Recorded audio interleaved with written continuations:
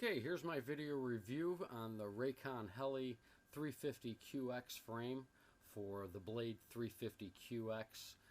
You can use either version 1, 2, or 3 in this frame. Chroma is a different frame, so if you're looking to purchase the Chroma frame, Rakon Heli also has that covered. So let's get on with my review on this. As far as the build, I was quite impressed on how easy it was compared to all the other Rakon builds. You know, being this a lot larger, it did make it a lot easier with the bigger screws, and you know, I did a little modifications here and there, and we'll go through them as we go through this. Now, as far as what you really need to do, I mean, as far as switching the electronics over, there really wasn't much to it. You know, the instructions were very down to the detail on what needed to be done, and really there's not much you're really going to need to know. Just follow the instructions and you'll be good. Now, as far as using the stock LED lights, I did run the LED lights, and they are right here. Rakon has designed it so you can run your wires from the stock lights that are in the 350 and come out right through the bottom of them on the arms. I left them disconnected because Rakon did send me the LEDs that they sell, and let me tell you, these suckers are really bright and they accent it really well. So, and it's easy to do, as well as, you know, because there's enough space in between the two plates that you can run the wire and run it right through the tube and connect it right onto the ESC. So that is plenty long enough for that. What else can I say? I went with small part CNC hubs, and I went with a different size prop here. Let me see what we got here. We got 9 by 4, 5 MRs on here, and them are the slow fly, I believe. No, they're not the slow fly. These are the that's the MRPs for your counter, and then your clockwise would be the MR. And the gimbal hookup was one little thing I had to make some modifications because of the hookup that went to the original 350QX. Usually, you know, it went underneath on the frame. So I had to reroute it and find a spot for it, but I feel that I need to either extend the wires so I can put it in a different position, because right where it's at, I can't really put my cover on my gimbal to protect that. So other than that, that's just one little part, but it works out fairly well. I really very rarely use my cover unless I'm really traveling and going to be bumping the thing around. And what else did I do? Oh, I ran the antenna wire coming from the board and ran it down the leg. Just ran a zip tie through and held that right through there. And then on the other side, you had the shorter antenna and ran it out the other side with the rest of the antenna tubing. Use the orange just to keep with the motif. The quality of the carbon fiber is second to none. The CNC quality is outstanding. Same with small part CNC's products. I've never had any problems. Rakon Heli and small part RC are a big part of our fan group, and props to them. And what else can I tell you that I did to this? Let me take off my canopy here. And if you notice that you can use, these came off my micro lossy, and bought an extra set because they work so well. Rakon has these pins that you put on, or that are part of the kit, that you screw on, and they accept these tiny little clips. So let me get this off of here. Normally you wouldn't even use them, but I just don't like the canopy not having any type of support, you know, just in case. You never know. Alright, so now we get to the top here. Wound up painting the mast black. You know, obviously it was white, and I just did not like it. It just didn't do the frame any justice. And also for the GPS module, there's a case here that is sold online. I believe it was like $4 or $5 for this cover. Now, as far as what you see on the sides here, I wound up making the sides, and they're not out of carbon fiber. Sort of kind of look like it. All it is a vinyl. And I wound up putting it over some white plastic that I had. You can use a milk bottle, any type of plastic, but I don't know if you can see the thickness of it. The thicker the better, because if you notice the screw for the leg, sort of kind of keeps it at that arc right there, and then the two standoffs that are underneath this, which I did change. I got rid of the Darlin ones and put some metal ones in there. I don't know, just something about plastic that I try to get rid of. And let's see, and I did this for both sides. Made the decals and put my name and address over on this side. So, as far as the length of the legs, these are the tall version from Rakon Heli, and it does accommodate for the CG02. You've probably been eyeballing this CG02. Pretty much it's my friend of mine painted it for me, Skip Dydra, and he did an awesome job. Check him out on emurals.com. I'll post a link below, and you can check that out as well. And he wanted to make it look like a TIE fighter from Star Wars, and I think he did a knockout job on that. Show you the back side. All right.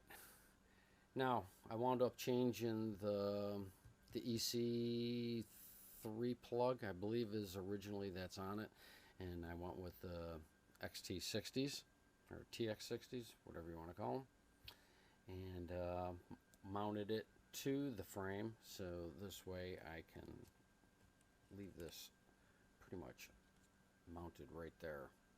Just used one of the holes that was here on the side, and zip tied the other end, and zip tied it in the rear, and it keeps it nice and stable, as you can see. I can damn near do that with one hand. And these are the new locking type TX60s, sold at Hobby King. They really don't lock as well as they say they lock, but so. And then I wound up putting an on-off